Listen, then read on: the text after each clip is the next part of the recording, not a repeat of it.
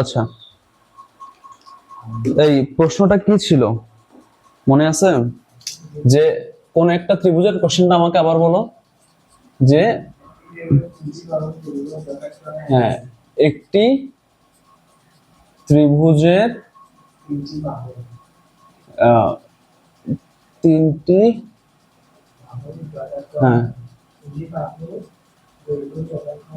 বাহুর তিনটি বাহুর দৈর্ঘ্য যথাক্রমে এ বি সি, তারপরে দেওয়া আছে আছে ত্রিভুজটির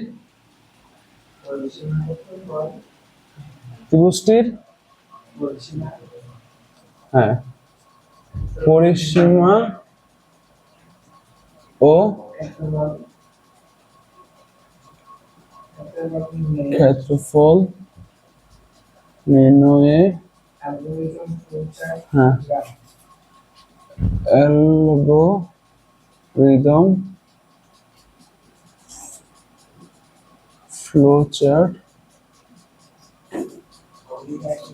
অ্যালগরিদম ফ্লোচার্ট ও প্রোগ্রাম।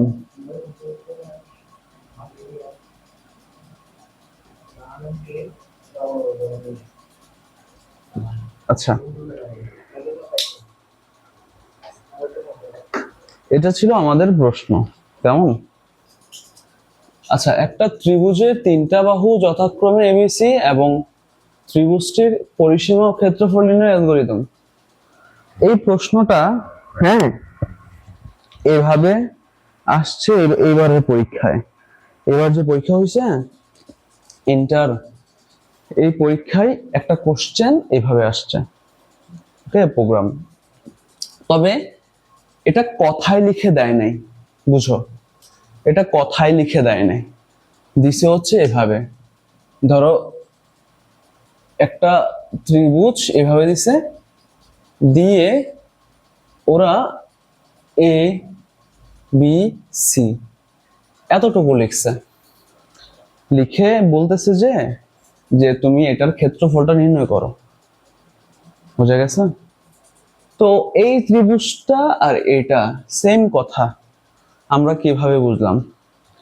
হ্যাঁ, মনে রাখবা যে ত্রিভুজের তিনটা বাহু দেখো তিন রকম, এটা একটা এ, এটা বি, এটা সি, তিনটা বাহু তিন রকম, কেমন?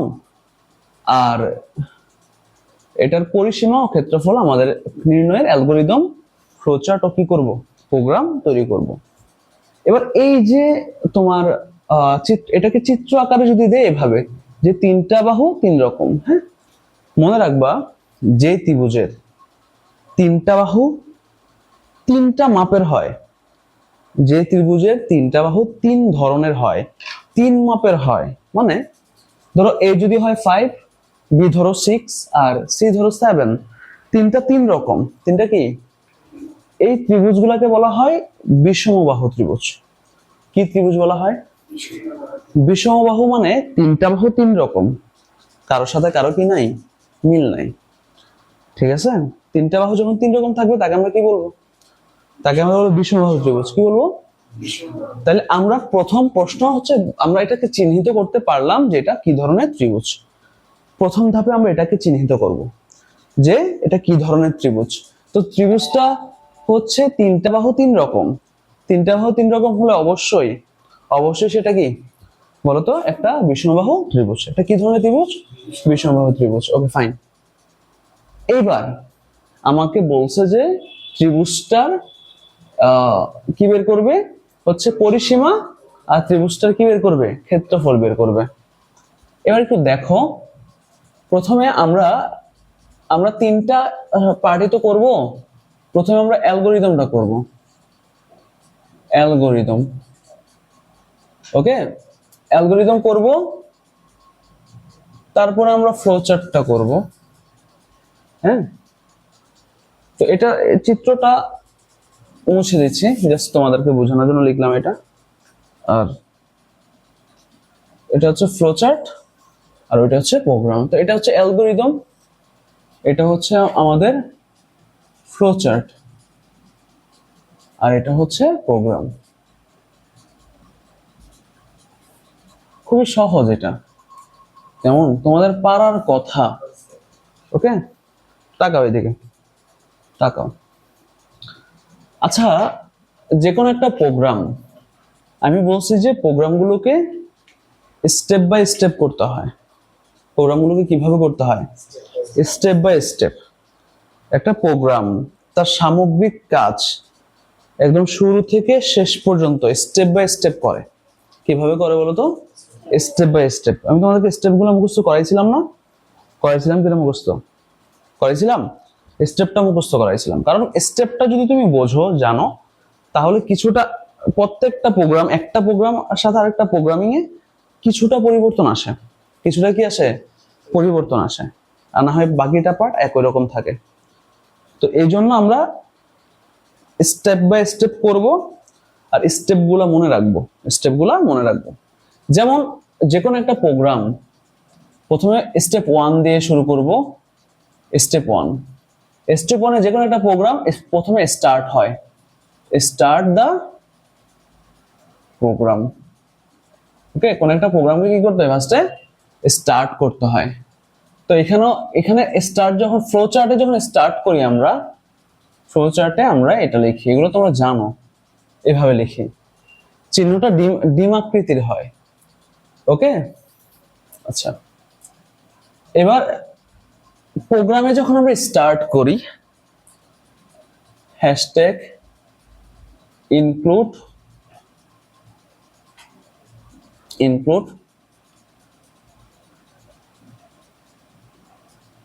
.h, হ্যাশট্যাগ ইনক্লুড studio.h, তারপরে হ্যাশট্যাগ ইনক্লুড conio.h, এভাবে আমরা শুরু করি। তারপরে মেইন ফাংশন লিখি, ফার্স্ট ব্র্যাকেট দিই, সেকেন্ড ব্র্যাকেট দিই, এতটুকু দিয়ে আমরা শুরু করি, এতটুকু দিয়ে আমরা শুরু করি। আমরা জানি সেটা, এতটুকু তো আমরা জানি, আমি তোমাদেরকে এটা মুখস্থ করিয়েছিলাম। কেমন? এগুলো হচ্ছে লাইব্রেরি ফাংশন, এগুলো হচ্ছে সি প্রোগ্রামের কি ফাংশন বলো তো? Library function. তোমার নিচে তুমি যে কোডিং গুলা, যে ফাংশন গুলা তুমি ব্যবহার করবা, ওই ফাংশন গুলা, হ্যাঁ, কি ধরনের কাজ করবে, কোন ফাংশনটা কি ধরনের কাজ করে, এই বিষয়গুলো এই include.studio.h, conio.h, এই লাইব্রেরি ফাংশনগুলোর মধ্যে কি আছে বলা আছে। বোঝা গেছে? মানে আমরা যে এখানে ফাংশনগুলো লিখবো, ওই ফাংশনগুলো কোনটা কি কাজ করবে, এই লাইব্রেরি ফাংশনগুলোর মধ্যে এগুলো কি আছে বলতো? লেখা আছে। বোঝা গেছে? এই জন্য আমাদের ফার্স্টে লাইব্রেরি ফাংশনটা দিয়ে আমাদের সি প্রোগ্রামিংটা আমরা কি করব? শুরু করব। এটা মূলত সি প্রোগ্রাম, মাথায় রাখবে। হ্যাঁ, দিস ইজ সি প্রোগ্রাম। তো স্টার্ট, এটা হচ্ছে স্টার্টের কাজ। আচ্ছা, দ্বিতীয় স্টেপে, স্টেপ 2 তে, হ্যাঁ, কি করা লাগবে? ইনপুট নিতে হবে না? তাহলে প্রথমে আসে স্টার্ট। বলো, প্রথমে কি আসে? প্রথমে কি আসে? স্টার্ট। স্টার্টের পরে কি থাকবে? ইনপুট। স্টার্টের পরে কি থাকবে? ইনপুট। তাহলে লিখবো টেক ইনপুট। লিখিও না সামি, লিখিও না, টেক ইনপুট। ইনপুট নাও। হ্যাঁ, ইনপুট নাও। ইনপুট কি কি নিবা? ইনপুট নিবা হচ্ছে এ বি সি। টেক ইনপুট এ বি সি। ওরা বলে দিচ্ছে আমাদেরকে যে আমাদের ইনপুটটা কি হবে? এ বি আর কি হবে? সি হবে। বোঝা গেছে না বোঝা নাই? ওকে, এইবার তো ইনপুটটা আমি যখন ফ্লো চার্টে লিখবো, আমরা জানি যে ইনপুটটাকে একটু সামান্তরিক আকৃতির লিখতে হয় এভাবে। এটা হচ্ছে ইনপুটের চিহ্ন আর আউটপুটের চিহ্ন। ইনপুট আর আউটপুট দেখতে একই রকম, ইনপুট আর আউটপুট দেখতে কি একই রকম, সামান্তরিক। কেমন? তো এখানে ইনপুট দিক লিখবো এ, ইনপুট লিখবো বি, ইনপুট লিখবো কি বলতো? সি। এ লিখবো, বি লিখবো, কি লিখবো? সি লিখবো। ওকে, ফাইন। এইবার আচ্ছা, এবার এই সি প্রোগ্রামিংটা করি। তুমি একটা জিনিস খেয়াল করো যে আমাদের এখানে এই যে এটা একটা বিষমবাহু ত্রিভুজ, এখানে আমাদের পরিসীমার জন্য যোগ করতে হয়, আর ক্ষেত্রফলের জন্য রুট করে তারপরে হচ্ছে আমাদের করতে হয়।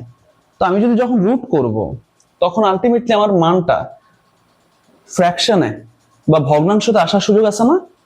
আমার মানটা ভগ্নাংশতে আসতে পারে, ফ্র্যাকশনে আসতে পারে, ওটা চান্স আছে। তো আমরা কি এবার ইন্টিজারে নিব না ফ্লটে নিব বলো তো? ফ্লট। হ্যাঁ, তো নিলাম হচ্ছে ফ্লট। ফ্লট এ বি সি। ওকে, ফ্লটে নিলাম হচ্ছে এ বি সি। এরপরে আচ্ছা ইনপুট তো তিনটা। দেখো ফ্লট নিলাম কারণ এটা ইনপুটটা ভগ্নাংশতে আসতে পারে, ভগ্নাংশতে বা ফ্র্যাকশনে আসার কি আছে, মানে আমাদের যে অ্যান্সারটা আসবে সেই অ্যান্সারটা ফ্র্যাকশনে বা ভগ্নাংশতে অথবা দশমিকে আসতে পারে, ওই আসার চান্স আছে। দ্যাটস ওয়াই আমরা ফ্লট নিব। আর যদি ওরকম আসার চান্স না থাকতো আমরা চাইলে ইন্টিজার নিতে পারতাম। কি নিতে পারতাম?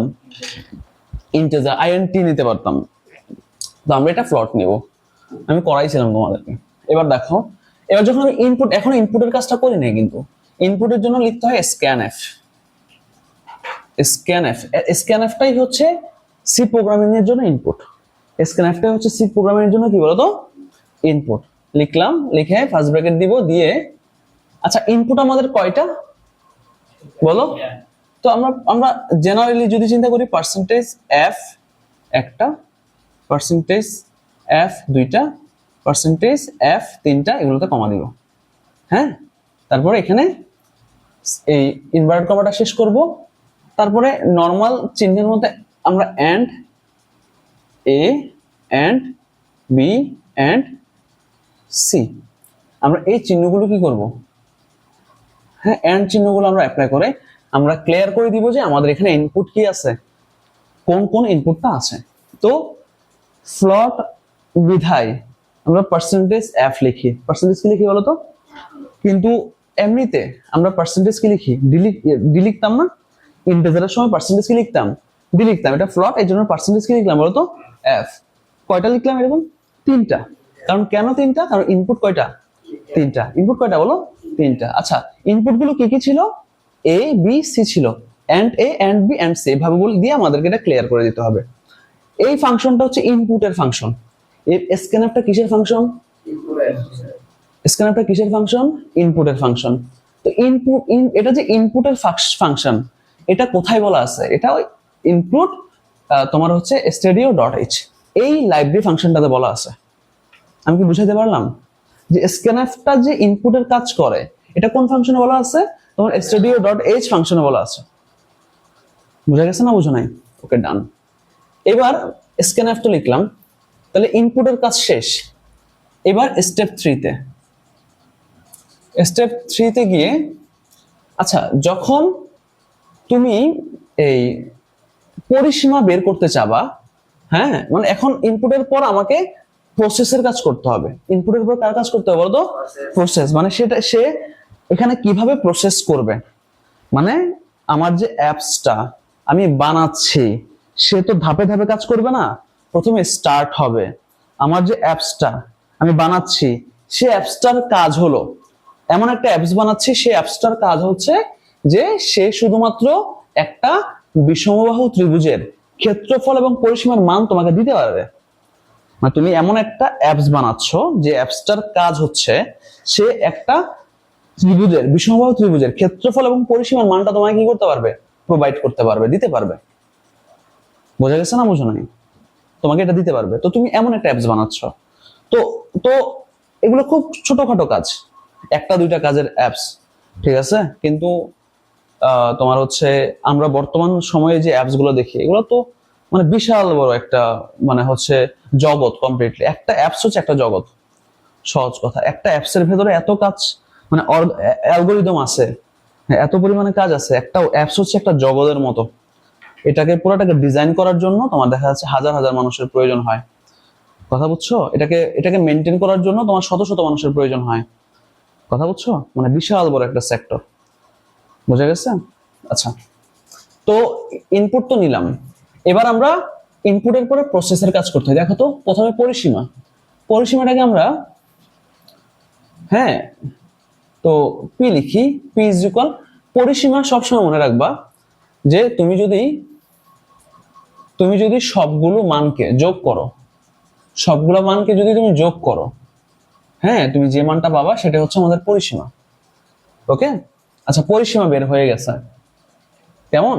আচ্ছা এরপরে স্টেপ 4-এ গিয়ে আমি পরিসীমা তো বের করলাম, এবার আমি বের করব ক্ষেত্রফল। কি বের করবো বলতো? বিষমবাহু ত্রিভুজের ক্ষেত্রফলের জন্য তোমাকে ফার্স্টে এস এর ভ্যালু মান বের করতে হবে। এস মানে কি? এস মানে হচ্ছে অর্ধ পরিসীমা। এস মানে কি বলো? অর্ধ পরিসীমা। কেমন? হ্যাঁ, আর পি মানে এখানে পরিসীমা বোঝায়, বুঝছো? তো অর্ধ পরিসীমা মানে কি? পরিসীমা বের করব, বের করে পরিসীমার মানটাকে 2 দ্বারা কি করব? ভাগ করব। 2 দ্বারা কি করব বলো তো? ভাগ করব। যখন আমি পরিসীমার মানটাকে 2 দ্বারা ভাগ করব তখন সেটা হয়ে যাবে অর্ধ পরিসীমা। কি হয়ে যাবে? তাহলে বিষমবাহু ত্রিভুজ বের করার জন্য অর্ধ পরিসীমা কি করতে হয়? বের করতে হয়। ওকে, অর্ধ পরিসীমা বের করলাম। অর্ধ পরিসীমা বের করার পর আমার তো ক্ষেত্রফল বের করতে হবে, শুধু অর্ধ পরিসীমা বের করতে হবে না, এখানেই করে ফেলবো। 2টা কাজ একসাথে, হ্যাঁ।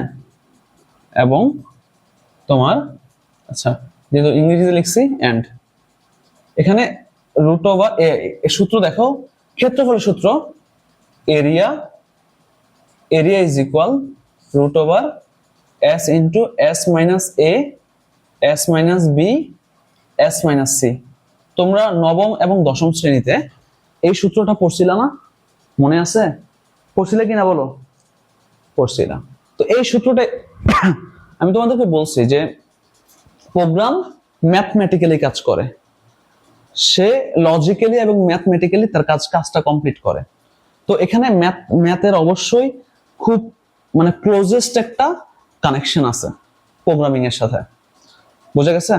তাকাও তো এই জিনিসটা তোমার কি করলাম হচ্ছে লিখলাম, সূত্র লেখা হয়ে গেছে। তার মানে এখন শুধু মান দিলেই সে পরিসীমা আমাকে বের করে দিয়ে দিবে, সে আমাকে এরিয়া বের করে দিয়ে দিবে, ঠিক আছে? তাহলে সে আমাকে পরিসীমা এবং তোমার ক্ষেত্রফল সে আমাকে সূত্র মান দিলে তুমি সে বের করে দিবে। বোঝা গেছে না বোঝো নাই? আচ্ছা মান যদি বের হয়ে যায়, বুঝো, মান যদি বের হয়ে যায়, স্টেপ 5-এ আসো। মান যদি বের হয়ে যায়, আচ্ছা মান বের হয়ে যাওয়ার পরে তোমাকে এখন কি করবে? সে মানটা দেখাবে। তোমাকে সে মানটা কি করবে বলতো? দেখাবে। দেখানোটাই হচ্ছে প্রিন্ট। দেখানোটা কি বলতো? প্রিন্ট, আউটপুট আর কি। টেক ইনপুট হচ্ছে যেটা ইনপুট দিছো, আর আউটপুট হচ্ছে যেটা তোমাকে দেখাচ্ছে। সো তোমাকে দেখাবে হচ্ছে আউটপুটটা। আউটপুট কি আসবে? Print P.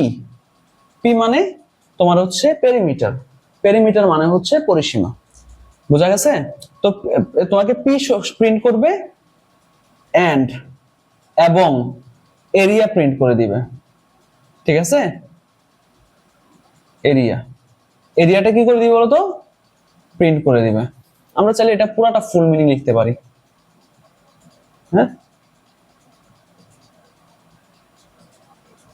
পেরিমিটার। হ্যাঁ, আমরা চাইলে এটা ফুল মিনিং এ লিখতে পারি।